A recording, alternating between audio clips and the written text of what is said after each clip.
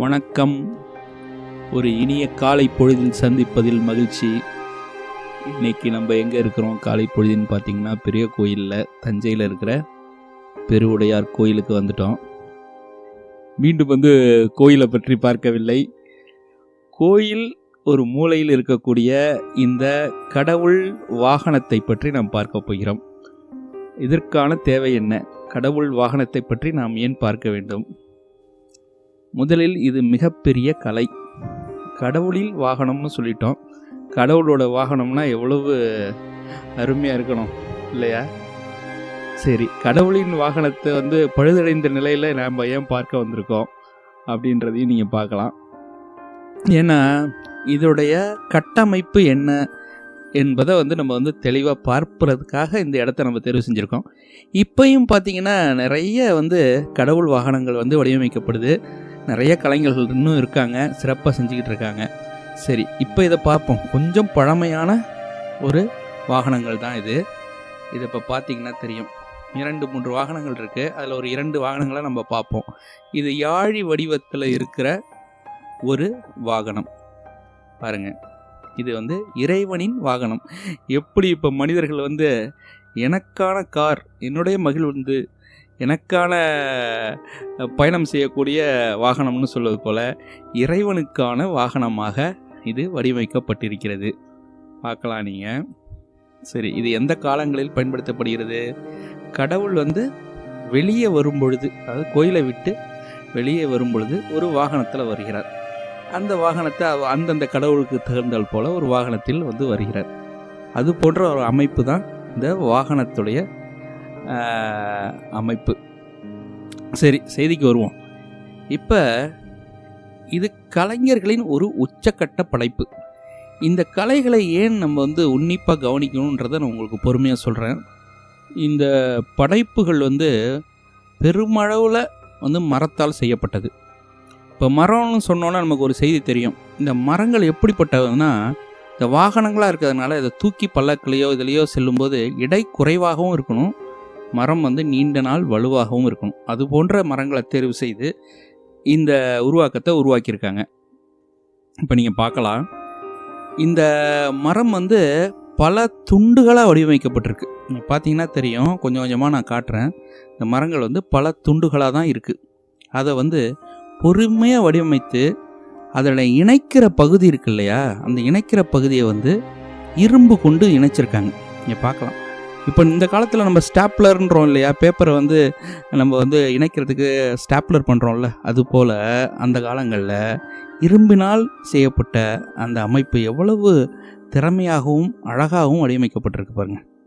முழுமையாக அது போன்ற இரும்பினால் இணைக்கப்பட்டு மரத்துண்டுகளெல்லாம் இணைச்சி அதுக்கு இடையில் இருக்கிற பகுதிகளை பாருங்கள், நிறைய மரத்தூள்களை அவங்களோடைய சிறப்பு பசை மூலயமா அதை கலந்து அதை அந்த ஓட்டைகளெல்லாம் அடைச்சி அதற்கு மேலே மணிகள் எல்லாம் தனித்தனியாக உருவாக்கி அதையும் இணைச்சிருக்காங்க பாருங்கள்.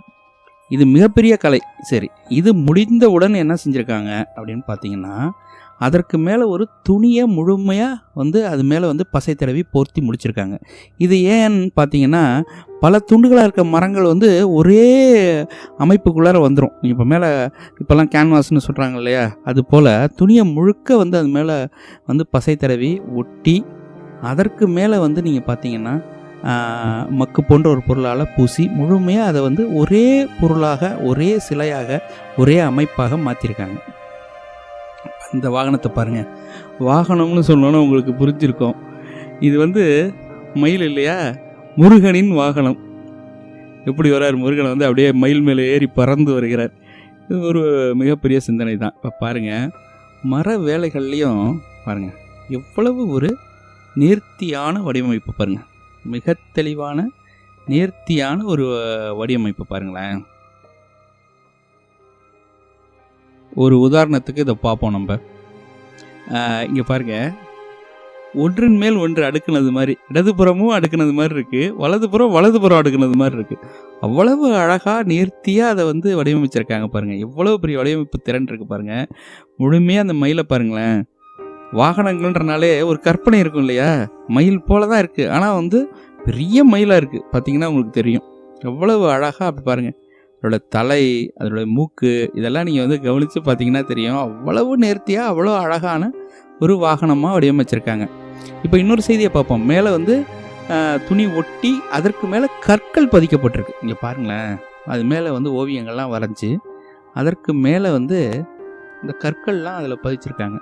அவ்வளவு பெரிய வேலை நடந்திருக்கு. இப்போ நீங்கள் இந்த செய்தியை நம்ம ஏன் பார்க்குறோன்னு பார்த்தீங்கன்னா, நிறைய கோயில்களில் இருந்த தேர்கள், அதுக்கப்புறம் பார்த்தீங்கன்னா நிறைய கோயில்களுடைய மண்டபங்கள் இருக்கு இல்லையா, அதாவது இறைவன் இருக்கிற இடத்த சுற்றி இருக்கிற அந்த மண்டபங்கள், அது போன்ற மண்டபங்கள்லாம் இதே போன்ற முறையில் தான் வந்து உருவாக்கப்பட்டிருக்கு. காலப்போக்கில் இவைகள்லாம் அழிந்தோன்னே அதுக்கப்புறம் முழுமையாக வந்து உலகத்தாலான அவைகள், இப்போ வாகனங்கள்லாம் கூட வெள்ளி வாகனம், தங்க வாகனம்னு சொல்லி எல்லா வாகனமும் வந்து நம்ம வந்து உலோகத்தாலான வாகனங்கள்லாம் நிறையா வந்து உருவாக்க ஆரம்பிச்சிட்டாங்க.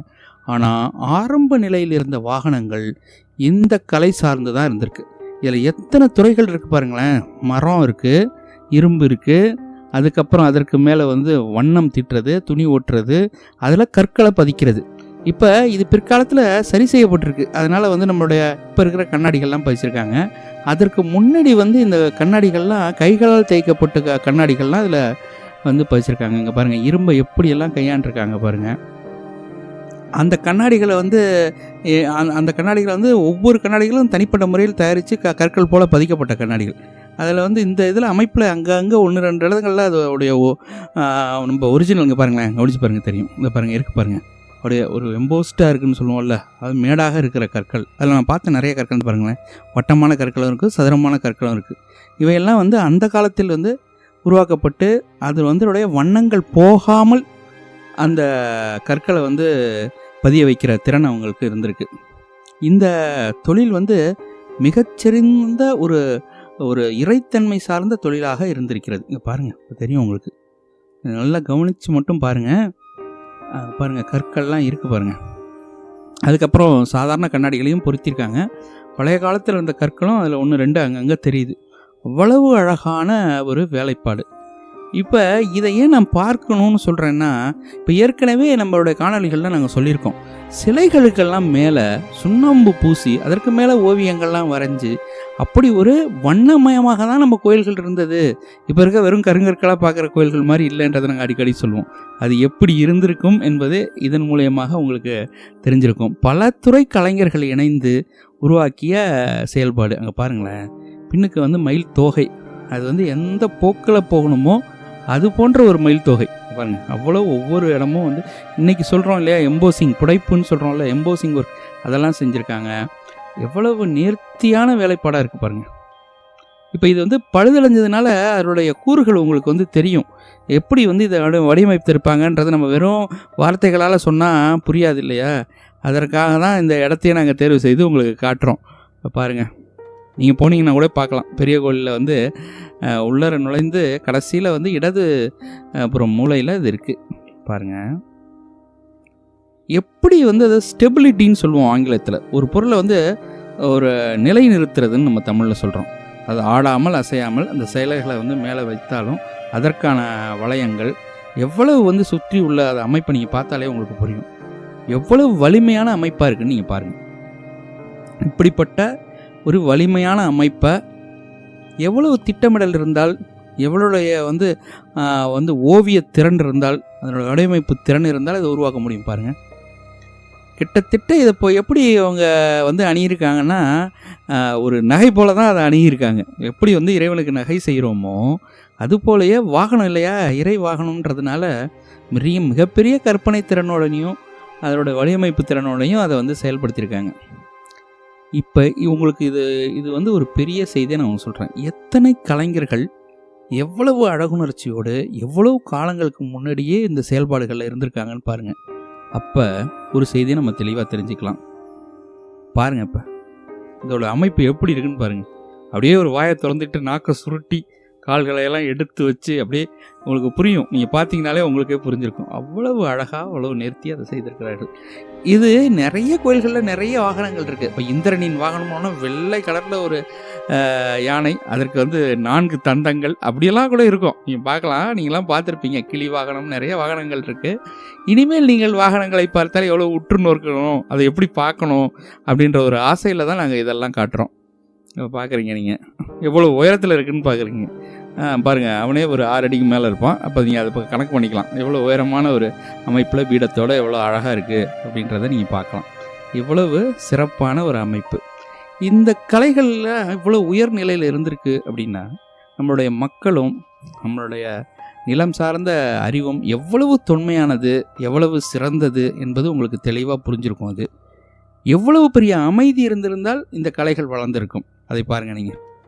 மிகப்பெரிய அமைதியும் ஆன்மீகமும் இருந்தால் மட்டுமே இது போன்ற கலைகள் உருவாயிருக்கும். பாருங்கள், மயில் கீழே அது பாம்பை காலையில் மிதிச்சிக்கிட்டு இருக்காது. அது பாருங்கள், மயில்கிட்ட பாம்போட கதை நடக்காது இல்லையா, ஒரே அமுக்க அமைக்கிறோம்.